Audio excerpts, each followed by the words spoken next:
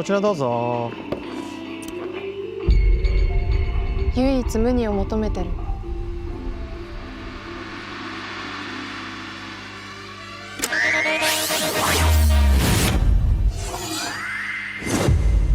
1時間だけ。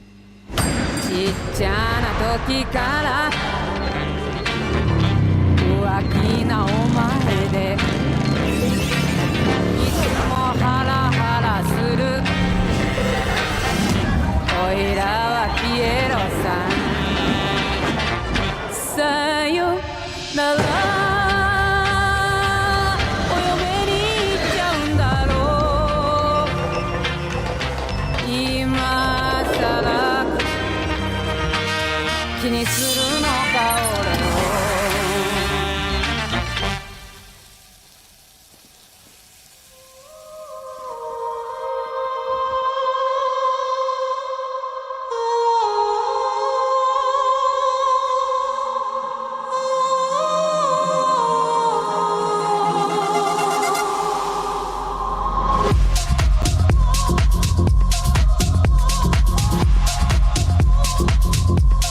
Super dry. Seek what is unique.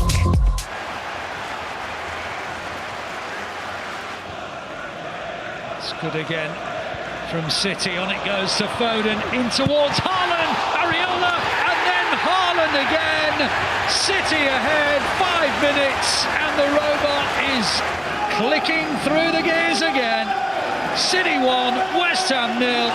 And Erling Haaland, well, he's now scored 10 times against West Ham. And who knows, he might try and get his second hat-trick against them. Cherki does well. Still with Cherki, on to Haaland, on to Reinders! And at last the second goal arrives. City have been in complete control in the first half. They've had chances, now they've snaffled another one. Reinders gets his third as a blue. Cherki involved, of course he was. And Haaland with another assist. Oh, they've lost it, City. And they might be a bit stretched here. Somerville's ball in, Donnarumma. And a second time to deny Potts. Matías Fernandes over the bar. Well, he's not had anything to do, Donnarumma. But when called upon, he is outstanding. And that's a lovely ball. Matheus Nunes into Savinho. Savinho into Lewis. Lewis into Haaland. It's not going to reach him. Oh, it is! And Haaland scores! Well, it owes a lot to good fortune. But Haaland in the right place, as he always seems to be. He's now scored 149 City goals and moves above Francis Lee. City lead by 3 goals to 0. And Erling Haaland now has 25 goals this season, and the Blues are top of the Premier League and maybe for Christmas. You know, and Forest away always have been tough, especially in this period, and especially that an important person in the history and the legacy, like Mr. Robertson, that unfortunately passed away. And on behalf of Man City, want to be the big condolences from Nottingham Forest, especially his family. I know how important he was, scoring an important goal in the European Cup and Champions League in that time. So it would be nice tomorrow to take a tribute on behalf of Man City for an important player for that club.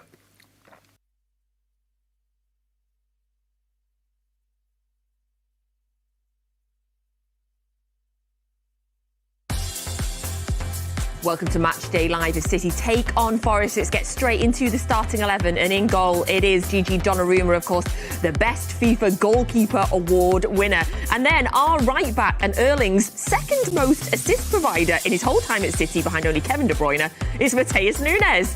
And then we have our centre-back partnership of Ruben Diaz and Joško Vardiol. And what a defensive partnership they are creating this season.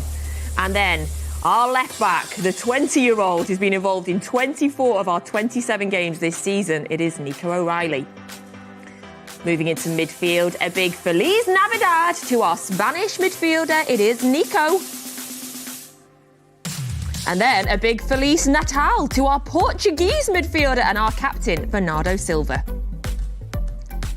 And then I did look up the Dutch for Merry Christmas, but I have no chance at all of saying it. So Merry Christmas to Djani Reinders. And then Phil Foden, the star boy himself, starts again.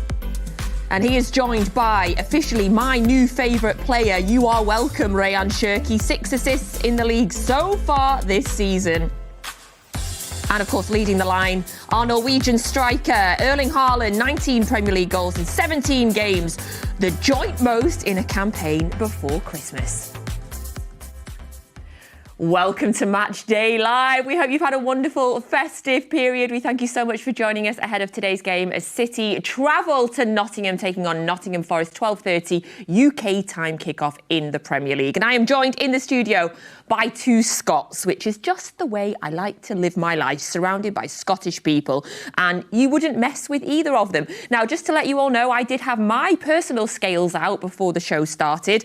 And I'm pleased to let you know that all of us in the studio put lots of weight on over Christmas because we ate a lot and we drunk a lot. So it is a big welcome to Paul Dickov and to Andy Morrison. A good Christmas period? Lovely. Yeah, lovely. Very quiet with the family and, ate lots and drank lots. Good. That's the way we like it for our guests, Andy. Paul, good Christmas? Yeah, exact same. Family were all home, which was lovely.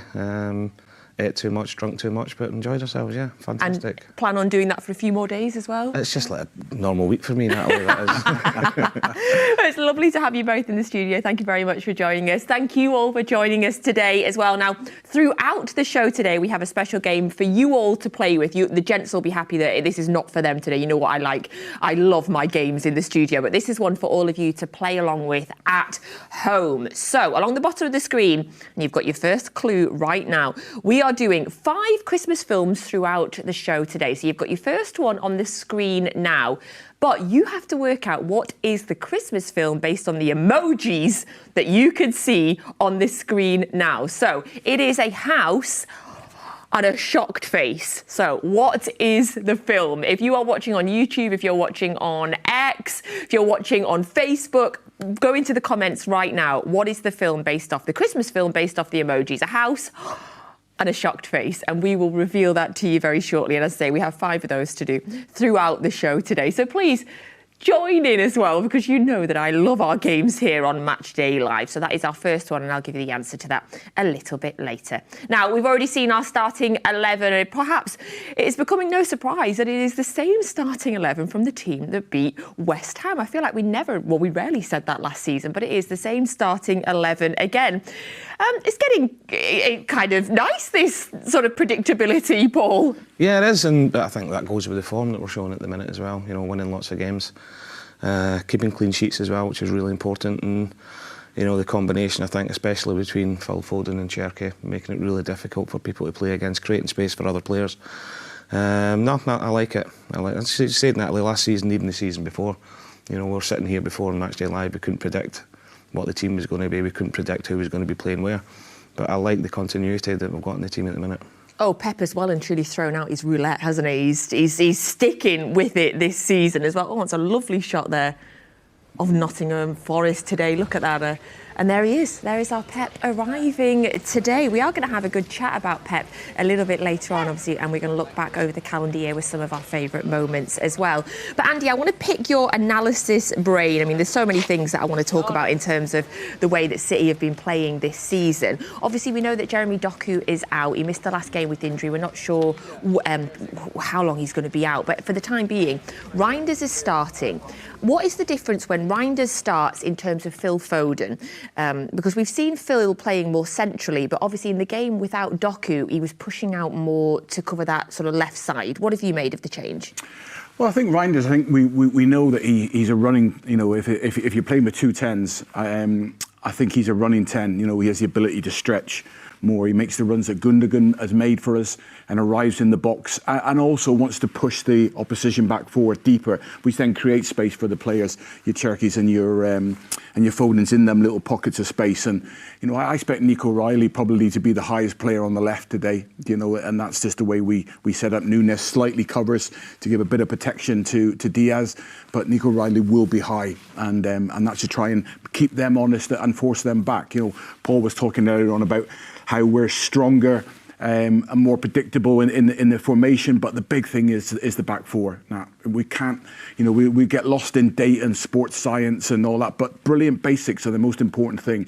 And the continuity of our back four is the key this season. We spoke many times last year in the shows. Like, I think there was, I don't know the numbers, but I'm talking about 12 to 15 different centre-half pairings. Up until, I think it was up until February. And then in game, we had 10 changes to the centre-half pairing in game. What we've got now is, with Diaz and Guardiola, we started to get in that pattern. And the clean sheets, yes, we've had little bits of knockbacks, but they were strange one against Fulham, where every shot seemed to go in. But that is so, so important. And, and this, like I say, we talk about all the rhythm and the patterns of football and all the way modern day is. There's nothing that can beat a partnership that is solid like we have at the minute. It's so true. I love the fact that Diaz and Guardiola, they're like, in a way, old school defenders in terms of big, tall, tough. Ruben Diaz loves to defend. You can see the way he celebrates when he gets a tackle or a block as well. So I love that partnership. But then out on the wings, Paul, we've got these two, former attacking midfield players that have dropped into this fullback position. They're both strong. They've both got the defensive ability, but they're so fast that we're able to see, like Andy says there, Nico O'Reilly being sometimes the highest player on the pitch. I'm really enjoying watching Nico O'Reilly and Matheus Nunes this season. I think they've both been fantastic. I think Nico O'Reilly especially has been incredible. And that stat you just said at the start about Nunes, second highest assist, apart from Kevin De Bruyne to Haaland, that's incredible for a fullback, more than anything else. And they just give us different options. Andy's talking about Nico O'Reilly being the furthest one up the pitch. At times in games, our two wide players are fullbacks. Yeah. Because Phil wants to come inside, Cherky wants to come inside. All our wide players, apart from Doku maybe, they want to tuck in, they want to get little pockets of holes, and it allows them to go forward. But I think we're all giving them credit for their attacking prowess and everything else, but I think defensively they've both been fantastic, and that's shown in the team selection as well. There's nothing better, even as a forward, knowing that your back four's solid. It gives you the confidence to go and, sometimes forward you miss a chance, you get away with it. But if you're not too sure about the lads at the back, it plays in you more when you do get a chance. But if you know your back four, and especially the one sitting in front, and special shout out to Nico Gonzalez as well. I think he's been fantastic sitting in front of the back four. So as a forward, knowing that that's behind you is amazing. Yeah, if you look at our last three Premier League games, 3-3-0 victories, 3 Premier League clean sheets in a row. Obviously, it speaks exactly to that, Paul, in terms of that defensive prowess that they all have as well. In terms of Nico O'Reilly again and Matheus Nunes, I mentioned them again, Andy, because I'm so fascinated in watching the way that they have both been playing this season and talking about how wide and high they get. But at times as well, all of a sudden you look and they're both central as well. And then the players that were out on the wide, like you Doku or you Phil, are even wider and they're in the middle. But it's almost because of where their midfield history, they're able to do that as well, and it's that kind of unpredictability with them that I find so exciting. Yeah, and I think we say it's a right back and a left back. It starts in that position, but they're only ever recovering fullbacks.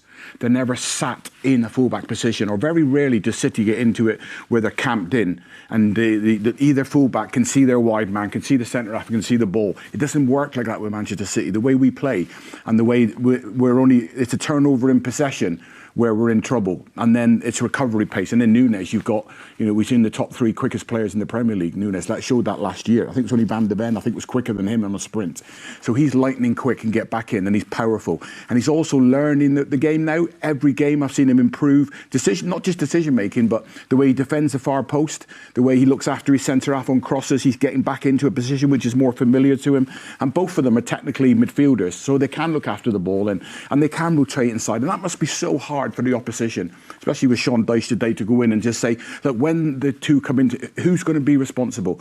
Because that's where we find a lot of teams out. Even the move that Phil Foden made for the first goal, where he's just ran off the back of their 10. Who's responsible for that? And you want that to be clear. And against a Manchester City team, that is so difficult because anyone can pop up anywhere. So to try and box that off becomes very difficult. It does, and I think midfielders running off the back of defenders is something that's, this season especially, gives a new dimension.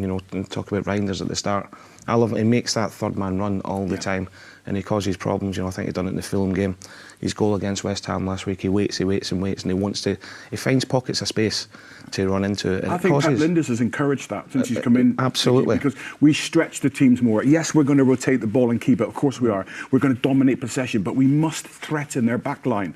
And I see people making little darting runs. Even Núñez now will run beyond. And I love it when he gives the ball to the wide man and then runs to stretch, to create space for Haaland. And we've seen that more and more this year. And I just feel as though, without being on the training ground, that's something that the new coaches that have come in have encouraged, that to cause a different problem for the opposition. It'll be interesting how Forest set up today. Did you see the interview with Sean Dyche this week when he was talking about trying to stop City and how he'd tried this, he'd tried 5, he'd tried a 4, 5-4-1, 3-5-2, and he just said to his players, we're going to defend everybody in the end of the box, because the last 4 games I've lost 4 and 5. And the guy who was interviewing asked him what the result was. He said, we still lost 5. So it wasn't the end of the We're going to get the Nottingham Forest team news to you in just a second. But before we do, I wanted to look back on the Tijani Reinders goal from the West Ham game, because I just love this goal. Every move of this goal, obviously including the fact that it starts with Rayan Cherki nipping the ball off them as well. But it's such, in terms of every part of this, including the finish, it is such a good goal, Andy. Yeah, Cherki's feet, we couldn't quite see it there, but I think everybody was waxing, anyone who knows the game was waxing lyrical this week about that quick little shuffle with the ball, and then the awareness to come, and then of course your midfielder running beyond Haaland. And his first touch is excellent. I think from a centre-forward's point of view, you said in the training ground, that's something they've worked out when Haaland gets that ball. Yeah. You know, he knows that Reinders is going to be making that run. He doesn't look up. His awareness is really good, but that looks as if, you know, little short, sharp passes to release the midfielder coming in late into the box. That's obviously something they've worked at.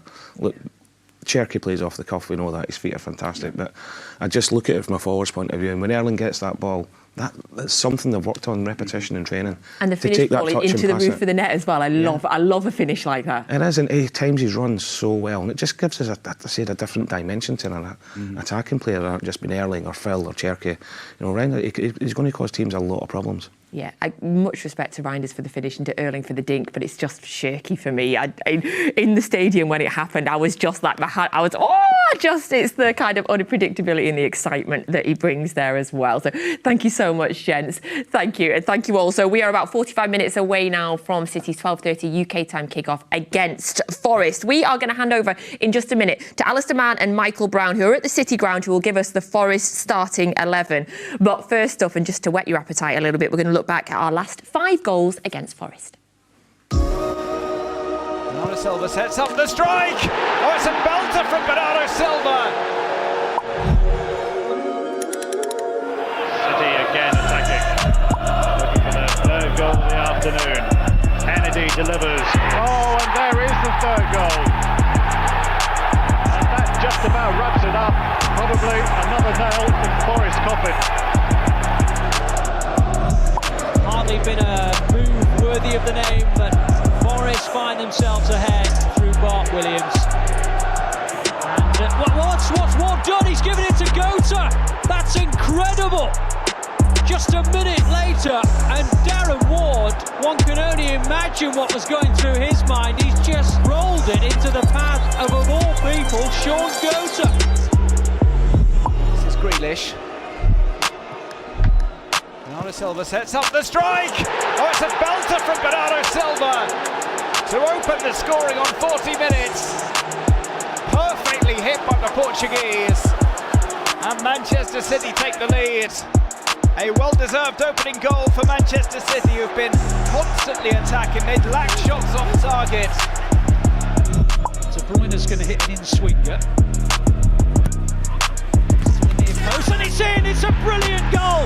Joško Gvardiol, he went away from his marker and glanced it in at the near post. Straight off the training ground, straight into the back of the Nottingham Forest net. City 1, Forest 0.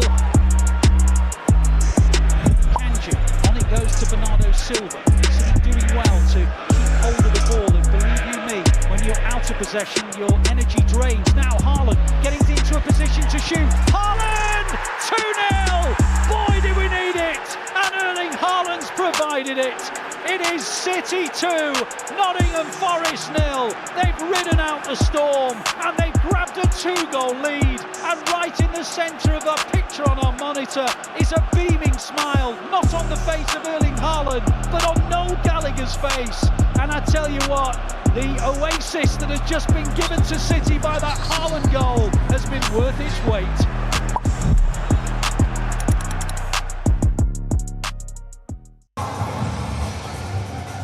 Yeah, it's an emotional day as well today at the City ground. More of that in a few minutes' time as well. But this is a ground where the Blues have won 1, drawn 1 and lost 1 on their last 3 visits since Forest were promoted to the Premier League. Well, let's have a look at the Forest lineup today that the Blues are up against.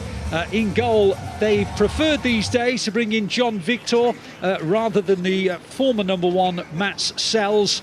And then they have Savona, Milenkovic, Murillo, Nico Williams, Dominguez and Anderson in central midfield, Hutchinson, Gibbs-White, Hudson-Odoi and up top Igor Jesus. 1 or 2 absentees, and on the bench you'll notice a few ex-City players, Zinchenko, McAtee, and although he never played for the Blues, but he was on City's books, Douglas Luiz. Alongside me, former City midfielder Michael Brown. When you look at that Nottingham Forest side, Michael, where do you see the problem areas for City? Where are we going to have to be careful? Well, I think you look straight away at that 3 in front of those 2 midfielders of Anderson and Dominguez. Gibbs-White, such talent. He play right across the line. He's very unselfish, good at tracking back, but he can certainly do different things. Out in the wider areas, now an opportunity for Hutchinson. He's been waiting a long time to try and create, be a real threat, and now he's got an opportunity to do that. And in the wider areas, we still keep looking at Manchester City and saying, in the full-back positions, can we cope with people coming up against? And Callum Hudson-Odoi can cause problems on the opposite side as well. So I think that's the 3 that City have got to get hold of. So as a midfielder, where you're tracking, full-backs going forward, can you get a little bit of help? But yeah, it's an interesting lineup. Elliot, Anderson going very well for obvious reasons in the middle of the pitch, but they are missing key players, as you've said. Yeah, you mentioned missing players. How big a miss is Chris Wood for them? Well, I think if you look at certain managers, we've seen a change in style since the last couple of managers have been in at Nottingham Forest. But Sean Dyche is very much a base, a set up, then go direct, run the channels, get in and around the sides of you. And you'd say Chris Wood, who's somebody he knows also, would implement that very, very well. But big miss for them after last season scoring so many goals. But in the full-back area, Oleana, I think, is a special player, and I think that's a huge miss for them also. And City were pretty much the same lineup for the last few weeks. And I mean, when you look at it, I know Rodri's back on the bench today. When you look at it, what do you like about the balance of the side? I think it's a continuity, isn't it, of finding a formula. I do think Jeremy Doku's done well this season, so he gives you an out, something different the others not necessarily have. But you look at Ryan Cherky, you look at Phil Foden, they'll drift out into wider positions, but they're not natural sort of 1v1s to go out and really hurt. You all have the licence to do that. They have to be more into a structure. Reinders can break the line. I think that's so important that he can keep being dynamic, pushing in support of Erling Haaland. And obviously Nico is doing very well, getting more minutes. I hope he doesn't feel the pressure of having Rodri sat there, that he can't relax and play as what he has been doing, because I think he's been excellent. Just a thought today, obviously there's a lot of emotion around the City ground today with the sad loss of their former player John Robertson. It does create a very different mood around the place, doesn't it? I think it does with any former player, special talent, special person of someone, whether it be connected to the football club. So it will. It'll create something where they'll say, let's go and do it for him. The atmosphere will be up.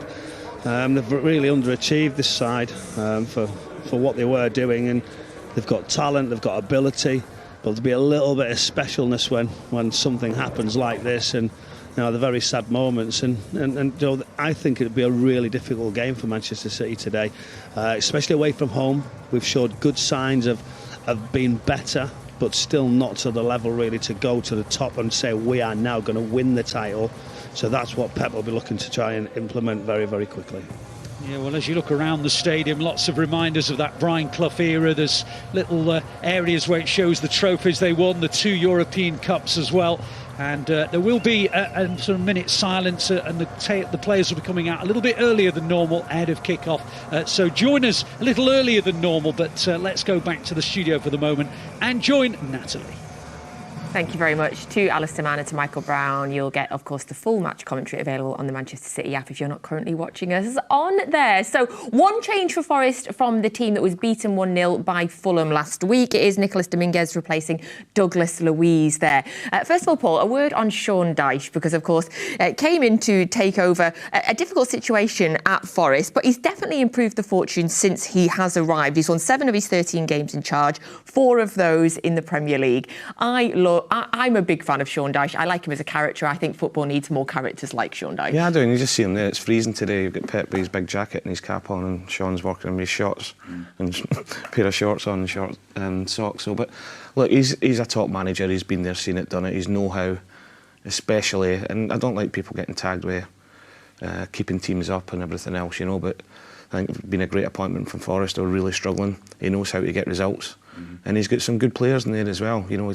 He sets his team up so difficult to play against, and you know, Brownie mentioned it there with you've got Hudson-Odoi, you've got Hutchison, the pace in the way, Gibbs-White, Elliot Anderson, who's a really good player. You know, wrongly he gets this defensive side to it because a lot of his teams do play really good football, and he's done brilliant everywhere he's been. In terms of Forest's fortunes this season, and also since he arrived as well, Andy, they seem to be a little bit inconsistent because they had that really good 3-0 victory against Spurs where I thought, it's clicked for them. And then they played Fulham and were beaten 1-0. It does feel a little bit inconsistent for Forest right now. Yeah, but I think that's a reflection of the turnover in the managers. You know, I think... you know, when we go back to the success that Forest had, you know, they were the second lowest possession-based team in the league. You then bring a manager in who's purely based on, and Postecoglou, his full football is based on keeping the ball. So to change that round so quickly, and obviously, you know, Sean is more... like Sandro, more similar to that and how he wants his team to set up. So you can see how results would come. There'll be different ideas how Sean Dyche wants to do things, and they're going to get that wrong. And there's going to be days when you get them strange results. But, you know, it will begin to have an identity over the coming weeks and months before the end of the season. You'll see a Sean Dyche team that is hard to beat, you know, is pragmatic, is organised, disciplined, very, very good on set plays, and you know, and never ever not in a game because you know, he has the ability to change things, and he's a top manager. Yeah, I think that from Nuno to Ange, Sean, the players will be a lot more familiar with what Sean does. Yes, because Nuno set his teams up very similar. Sean will have his own ways of thinking about it. But a majority of that squad that's there, the team that were successful under Nuno, so it probably wouldn't have had to have changed that much, and it would probably been a bit breath of air to the players under Ange, or possibly getting asked to play a system and play a way that they weren't used to.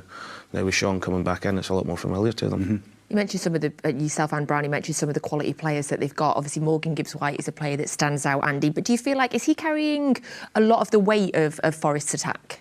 I think so, because I think his standards have been that high, and I think breaking into the England team and, you know, and being somebody that a sought after player that so many top clubs have been looking at and been mentioned now for the last 2 or 3 windows that he's going. So of course he carries that pressure and expectation. But you know, in Hudson-Odoi, you go back 4 or 5 years, as one of the outstanding young players in English football, and I really like the striker Jesus, and I watched him at the weekend, and he is horrible to play against, a bit like him. In what way, Andy? He's just horrible. You watch today, I mean, he backs in, and he never goes to the ball. He always hits the player first and brings things into his body. He chases things down, he works channels. He's just an absolute pest.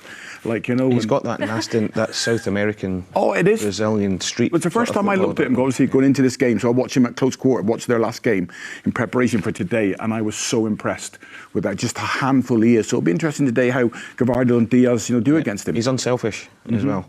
You know, he does a lot of the donkey work to allow Gibbs-White, to allow Hudson-Odoi, Hutchison, to allow them to get the space, and he doesn't mind chasing balls down and being nasty to the centre half to try and get the teams up the pitch a little bit, and he's very good at it. I like Andy referring to him as a pest, Paul. Of course, yourself being a bit of a pest. How do we need to defend against that then? What can we do? I think with Ruben especially, Ruben wants to defend. I think he relishes the challenge of coming up against a physical centre forward, maybe rather than somebody else who's going to drop into space or run the channels. because first and foremost, Ruben wants to defend, and Josko, Andy spoke about that partnership before. They both, you know, I think if Ruben's going in tight, Josko will tuck round. So yeah, he's going to be a handful, but I think that's the sort of game, sort of player that the centre halves will relish playing against today. Isn't your FPL team called the Pest, by the way? It is that, yeah. It is, yeah. I thought it had a ring to it there as well, just so everyone doesn't think I was being mean. Yeah. I've been called a lot of things, but Pest was one of them as well at the same time. Yes, I think in a nice way. Definitely in a nice way. So in terms of Forest this season then, Andy, do you think that we are going to see a team that is battling relegation, or do you think Sean Dyche can start moving them up the table? Well, I think, Wolves are set adrift, and I think the rest, Burnley and maybe, they're in a really difficult period, but the rest seems much of a much. You get, 2 or 3 results and you're out of it. You go 3 or 4 games without a result in that bottom 10, and you're right looking in, so I think it's going to be nip and tuck all the way, but, I know that with what he's done in the past and when he went into Everton and how he turned things around there, and his record at Burnley, he knows how to win and he knows how to get teams to stay up, and it's not fair to tarnish as that's the identity, but that's what he does, and he wins games of football, and football's about winning and staying in the Premier League. With obviously with a huge investment a couple of seasons ago that Forest put in, they have to stay in there, and if Sean's the man to keep him in there, which I think he is, then great. I look at them and I just think, obviously the Dyche factor, but I think they've got a lot of quality. Yeah. Not just in their team, in their squad as well. They've more than enough to go out it compared to the teams that are below them at the minute. Yeah, and they've got the City ground on their side as well. They've got such a good record at home. I think it's 4 wins in the last 6 that they've got at home as well. They have the ability to make that ground a real fortress. It's so difficult going there, and it'll be even more difficult today. John Robertson, God bless him. Mm-hmm. They'll pay the tribute to beforehand, the players, the fans. They'll be really up for it today because John was a legend. Mm-hmm. So yeah, there's going to be a tough game today. Thank you, Paul. Thank you very much, Andy. OK, now is the time for our second in our emoji quiz that we are playing along. I do hope you've been playing along at home and writing your answers in the comments as well. So the answer is now available there for our first one. It was an emoji of a house, an emoji of a shocked face. Gentlemen, did you get that one? Yes. Oh, what is it, Andy? Home Alone. It was, of course. Great acting, by the way, Nat. Thank you. It was good, Nat. Yeah. Thank you. I loved it when we had Kevin De Bruyne do that when we did the Home Alone thing. I loved that. So yes, the first one was indeed Home Alone. So you'll see now on the bottom one your second one. So a second of 5. What is it? Write into the comments now. So it's a piggy, a frog, Santa, and some music. It is my favourite Christmas film. I actually watched it on Christmas Eve. I know exactly what that is. A piggy, a frog, Santa, and some music. What is it? Write it in the comments. Wherever you're watching now, write it in the comments. We'll give you the answer a little bit later on. You better be joining in. Now, throughout the show today as well, we are going to be looking back on 3 of our favourite moments from 2025. Of course, this is our last game of this calendar year. We're back on the 1st, but 2025. Our Andy helped us to pick our top 3 moments from the calendar year as well.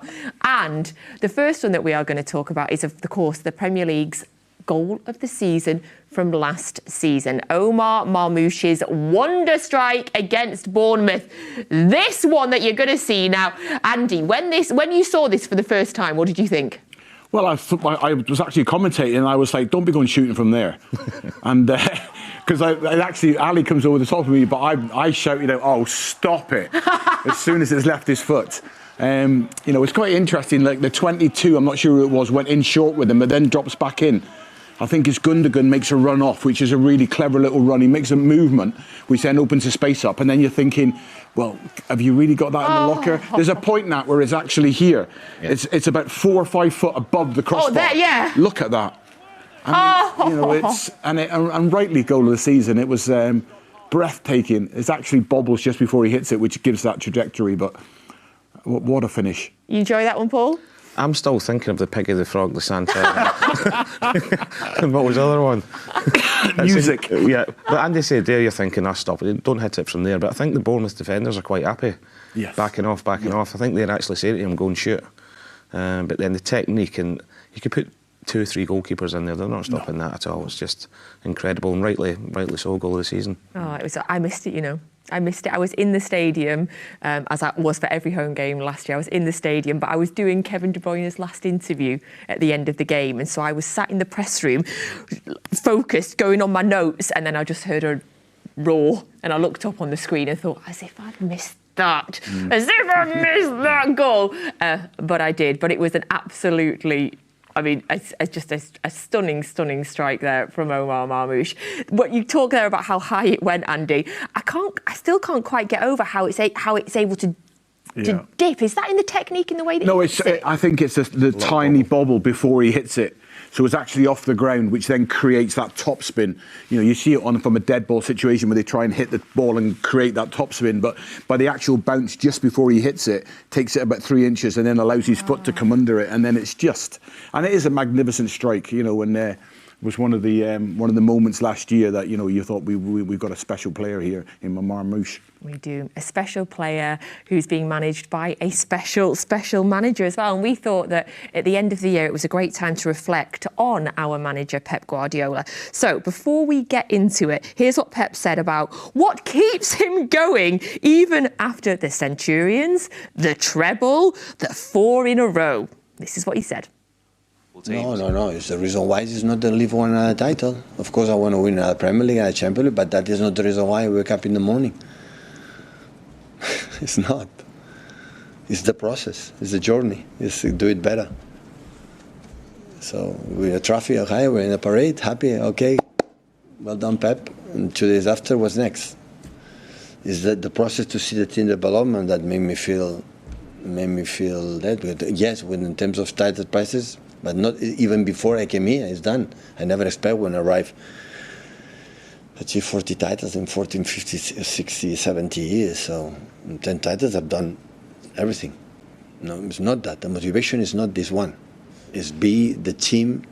Like after last season, I said, another club, except the club, it should be sacked. In Italy, Spain, no manager anymore. Here, they give me the confidence, so I don't want to, you know, maybe they sack me soon or leave. In that way, I want to finish good, you know. Being the team is getting better. And that's why I like, you know, tomorrow, my target today in the training is I want to see my team play better than Brentford game. I want to see. And the players play not much. They play a lot against Leverkusen. Brentford, they play 1,000 times much better than Leverkusen. Individually, everyone was really good. Commitment with the ball, with a lot of mistakes. It doesn't matter. That didn't happen. So at Leverkusen, it was no mistakes. You know why? But not even try. And that is impossible to improve. You can dribble 10 times, lose all 10 dribbles. We'll improve from that. But if you don't try, what you can improve? No chance. In Madrid, until we didn't score a goal, we didn't try. So what sense? You cannot improve with that. And in that we do better and better. And every feeling that we arrive in the middle stages, level stages, why not? Why don't try to, until an all competition arrive until the end? So that was Pep speaking just before the West Ham game when he was asked what keeps motivating him to play and to win. And of course, in November 2024, so just over a year ago, Pep signed a new contract which runs to the end of the 26-27 season. He's now won 40 trophies as a manager, 12 league titles in 16 complete seasons, comprising of 3 out of 4 La Ligas, all 3 Bundesligas he competed in, and 6 of the 9 Premier Leagues that he's competed in as well. 10 domestic cups have also come in those 16 seasons at the top, including 6 in England. When he was asked the question there, Andy, his immediate answer was not the winning. It was, I've forgotten what the word he used. Process. The process, journey. Yes. What does he mean by the process? I think it's hard to speak about somebody who's achieved what he's done and, have such admiration for him and be able to articulate just how special he is. But even listening to him, I believe him.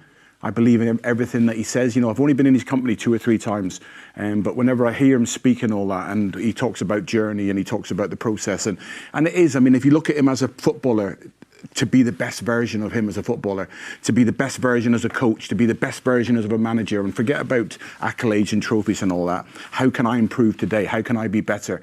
And then at the end of that journey, which takes us from the maternity ward to the cemetery, in that journey, if we're the best version of ourselves, and I think that's what he reflects on the players, and I think that's what he demands of the players. And then you see the way they act and all that. And if you don't want to be part of this and don't want to work as hard as what I work, and you don't want to be part of this journey, then you will slip away, but he wants to work with people who want to be the best, and he's fortunate to have many of them. But I do think he is the person who sets that standards continually on a daily basis, you know, and just listening to him inspires me. It really does. You'd walk through a brick wall for the man, any time. Because I believe him, yeah. You know? Yeah. I genuinely think he's relishing this new rebuild that we've got at the minute. You know, I think if you look through from when he first came in and the players that we did lose, and everybody was saying how we're going to recover. I'll go back to Vincent Kompany, even Joe Hart at the very beginning. Fernandinho was the big one that we couldn't do. Then obviously Aguero, David Silva, all these wonderful players. But he's rebuilt and he's rebuilt again. I think he realised last season that it was time to do it again, and I think it's given him a new energy. You know, I think he's looking at the team. I think he's looking at the age of the team, the players that are coming in. You know, even like Nico Gonzalez is 23 years old. You know, Doku 22, 23. Phil's still a baby. Cherky's what, 22? You know, Vardiol. You know, I think he's looking at them. Donnarumma 26, 27. I think he's looking at it and think, you know what, I can rebuild this club, not just the team, for the next 4 or 5 years, and go on to be successful again. And I think he's got a new energy about him from last season. I think changing the coaching staff has reinvigorated him as well. And there just seems to be the feeling around the whole football club that there was 2 or 3 years ago, where everybody's in it, everybody wants to win, everybody wants to improve, everybody wants to be successful. And as Andy said, that comes from the very top, and there's nobody better than him. Yeah, I completely agree. He looks revitalised this season and healthy and happy, and like he's enjoying the process. And I think as well, Andy, he's a man that is so addicted to football. He loves football. You know, he clearly is thinking about football in his sleep as well. And I imagine he enjoys the bringing in the new players, the developing of the new players. I mean, we're playing with a different system this year, you know, from Donnarumma at the back, the differences from Ederson to the differences in the wing. I imagine he enjoys that constant change and thinking what he's going to do next. I think so, yeah. But and I also think, you know, I'm fortunate enough to when I commentate with Ali, you know, we're behind him. So, you know, I like to watch the game and him, because you can read what's going on in the game by his body language, because it's real. You know, he's not a passive manager who sits on the side. He kicks every ball, he's feeling every moment, and you can see the frustrations when the passes are slightly astray or a yard behind where they should be. You know, he's a perfectionist, and I think, you know, he's in a really. I think what will really invigorate him is the fact that he knows there's so much more growth to come. And I think he spoke about that, you know, after the West Ham result. Like, you know, yeah, it's a 3-0 result, but I'm not getting lost in that, because there's so many areas that we can improve. There's so many areas where each individual can improve. So collectively and individually, we can improve as a group and individually. And I think he spoke about that afterwards in his interview. Like, you know, yeah, don't get carried away. You know, there's so much more to come, because that's not going to be good enough to win the title. But I believe that what we've got enough now to go on a run, you know, and that's what we showed. And I love that. Yeah. I love, because, you know, you win a game 3-0 at home. Yeah. You're in the change room, you're buzzing, you're expecting all the plaudits to happen. Your manager comes out and says it's not good enough. Yeah. You know, it keeps everybody, even talking about the Real Madrid game, you know, to go to the Bernabeu. Yeah. A recent history there with a lot of players hadn't played there until 1-2-1. Yeah. It would have been so easy to come out and say how magnificent we were. Instead, he's letting them know, sort of publicly, but in the changing room, that that's not good enough. Yeah. If we want to get to the levels where the previous teams have got to, you need to improve in that, and it just keeps everybody in their toes. But I think, Paul, also, I think you can't say them, you can't relay those messages if he doesn't believe it. Absolutely, yeah. If you're not, you then begin to cajole, and you're just trying to get the best out of the group, like, you know. But when you actually believe that there is growth and improvement still to come, and I think that's what I've been picking up in recent weeks is, come on, boys, we can create something special here, because we're only just beginning to get a rhythm, you know. And you look at the bench coming back and Rodri coming back in now, you know. So everything on all fronts, we're going forward. And I think it also demonstrates that we're in a good position, that he feels that he's in a place where he can say after a 3-0 win that there is more to come as well, because that is not the way that he was talking in earlier months as well. And I think because we've got such a young squad as well, he's loving working with these young players, but also some of the younger players who are now some of the most experienced players we have in the team, such as Erling Haaland, of course, part of the leadership team that we have here as well, is still so young as well. And Erling Haaland is number 2 on our calendar. Special moments from this calendar year, because of course earlier this calendar year, Erling Haaland signed a record-breaking 9.5-year contract extension. So he was here until 2027. He's now going to be here until 2034. I mean, the fact that he's willing to sign a 9.5-year contract demonstrates how much he thinks of this club. And how much the club think of him, and you know, it was the timing of it was fantastic because the team weren't doing too well at the minute, and there was a lot of rumours that Real Madrid, Barcelona were all back in from again. Just a massive boost for everybody, for his teammates and for players coming in as well. You know, because if we're going to be signing new players, younger players, they want to play with the best, and there's no doubt that he's the best number 9 in the world. So fantastic. I mean, 9.5 years. Some people don't have a career that long, never mind getting one contract. So. And the biggest thing about him, he's getting better and better all the time. Oh yeah, it's a statement contract, Andy, wasn't it? It was, and again, he's, you know, we spoke about the manager and then that reflecting down onto the players, you know, and I do think with Erling, I think we've got a player there who, it's not about numbers. You know, it's about being the best version of him. I've listened to interviews where he spoke about that, you know. Don't want to break this record, I don't want to beat that, I don't want to do this. I just want to be the best me every day and improve every % that I can. And if that means I score more goals, then great, you know. And I think he'll appreciate the manager who keeps demanding of him. You see him after games, don't you? I love it when he grabs a player after the game, because it's an opportunity now, especially when you've won, that you might not get. You might not get it in the change room. By Monday, it's already forgot. But you can get a message into the player after the game that will stay with him because of the importance of that moment, and especially when you've won. You can't do it when you've lost, but you can go in and you can tell him what he didn't do right. You can tell him and he will take it in. And you see Pep do it so often. It'll grab him, you know, I think it was Phil Foden, and then you see Guardiola was the last game. Yeah. You know, you need to hear this message now, and I love it with him because he's still alive even after the game. It's great. Oh, I completely agree, especially on a 3-0 victory over West Ham, where we picked 3 Premier League clean sheets in a row, and he's giving Guardiola more tips as well. I love that. So Erling Haaland's contract extension is on our top 3 moments from this calendar year. Now, have you been playing my game? Have you been joining in with our Christmas emoji game? I hope that you have. So we're going to do number 3 in just a second. Paul, have you got the last one yet? I'm still trying to remember the order. Piggy, Froggy, Santa and music. The best Christmas film. The answer is, of course, it's the Muppets Christmas Carol. And I no one's even told me that. I just know that that's what it is. That's right, producer Daryl, isn't it? It is. It's on the screen now. Have you never seen it? No, I knew it. I knew it. You knew it. Oh, good. It's only because there's a couple of Muppets sitting here in the studio. Oh, it's such a good film. Okay, the third one is on your screen right now. Okay, what are the emojis, Daryl? It's a bell, a finger pointing, another bell, another finger, and another bell. Bell, finger, bell. Oh. 3 fingers, 2 bell. Oh. Ooh. Cryptic. Which way are the fingers pointing? The fingers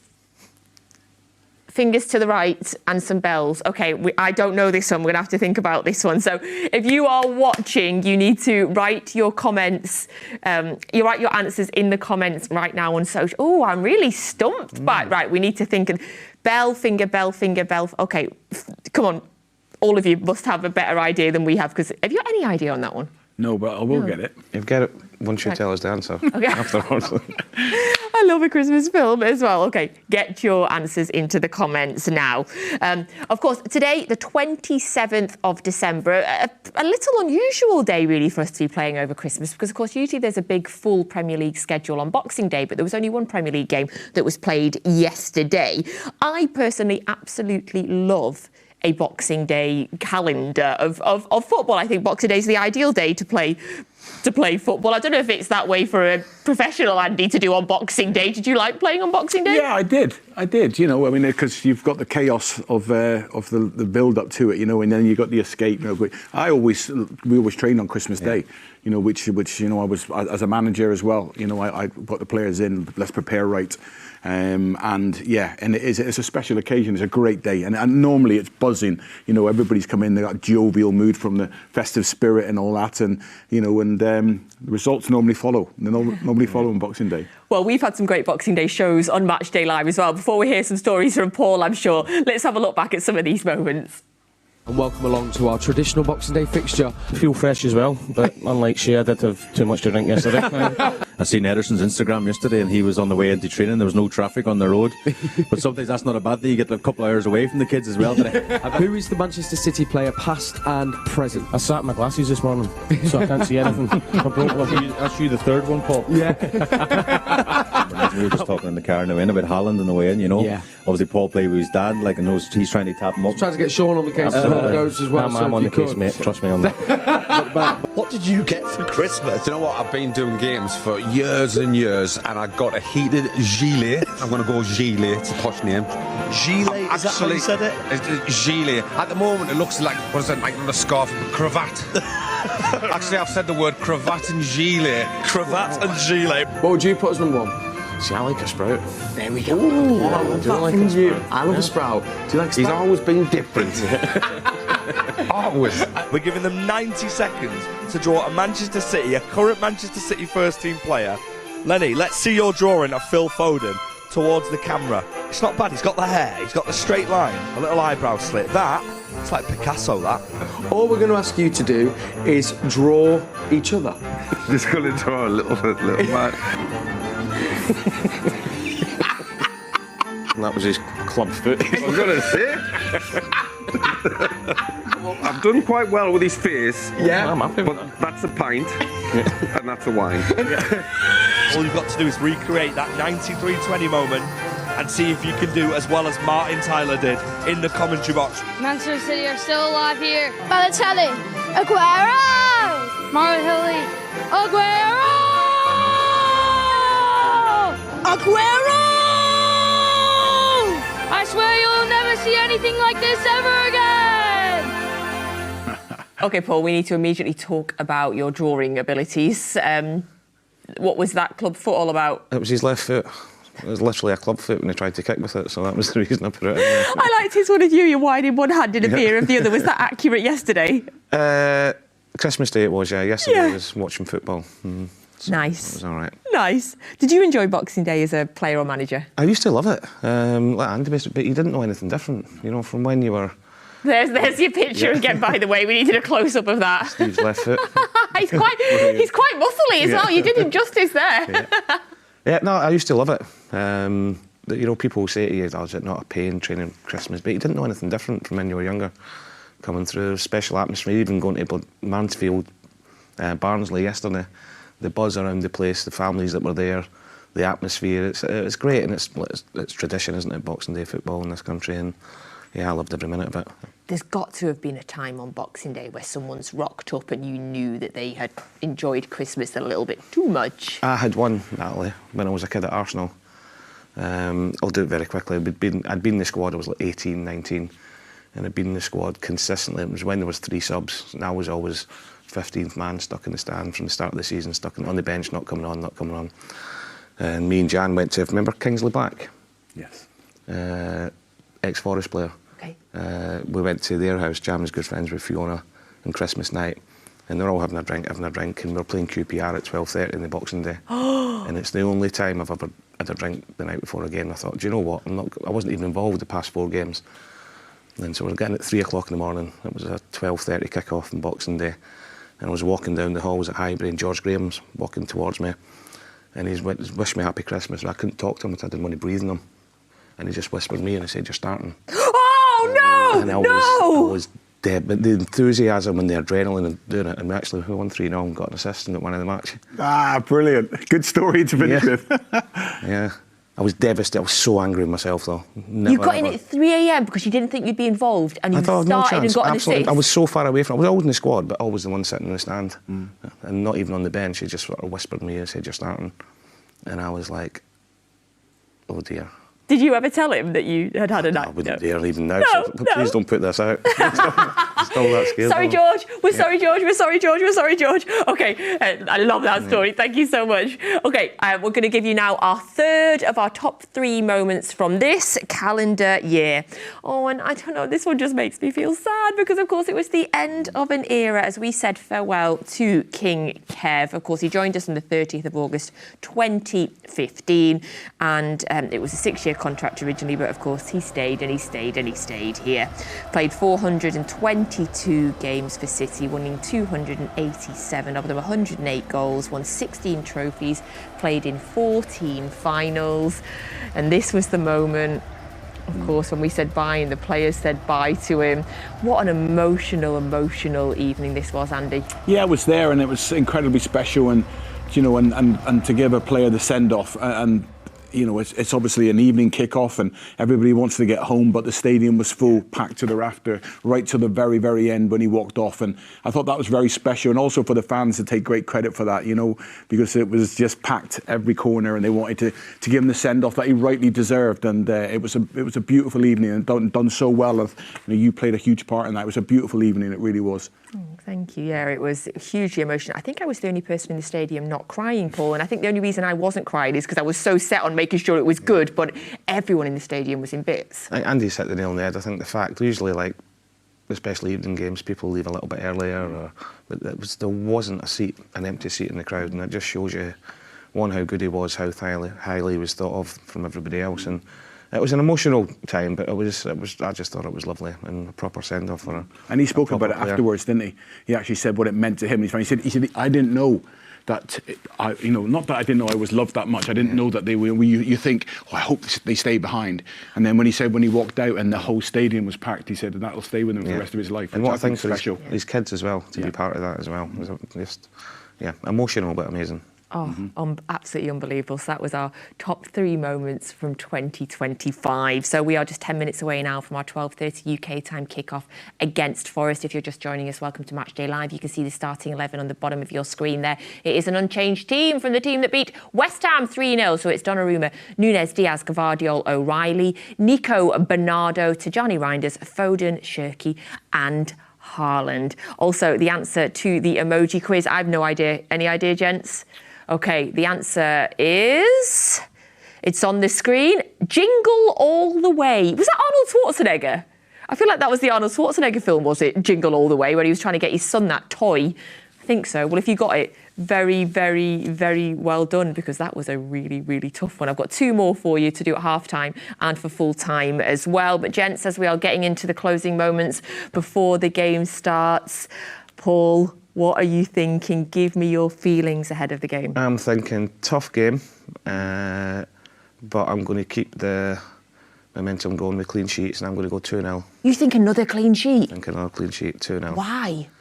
I just think they're stable back 4. I think Nico in front of them, and the attacking players we've got. I won't get into it too much now, but the players, even the attacking players, Phil, Cherky, they're working so hard to get back into their shape, and they lose the ball as well. And we're just a lot more difficult to play against now. I think another clean sheet today would be incredible. In fact, I had a mad stat that I'd written down that I now want to share with you. Where was my mad stat? I've lost my mad stat. I'll find it for you. It was about winning 3 games in a row, because we've won our last 3 Premier League games 3-0, 3-0, 3-0, and no team has ever won 4 3-0 in a row. I'll find my stat. I'll give you it at half-time. I'd written it somewhere. But I do think if we had another clean sheet, Andy, that would be phenomenal. It would. I did my prediction for the City magazine about a month ago, and I went for 3-1. And, so I'm going to stick with that 3-1. I think we're going to create lots of opportunities. But, I think this is a dangerous team with dangerous players who at any one moment can do something special. They have 2 or 3 players that can do that. So, we'll give them 1, but we're going to get 3.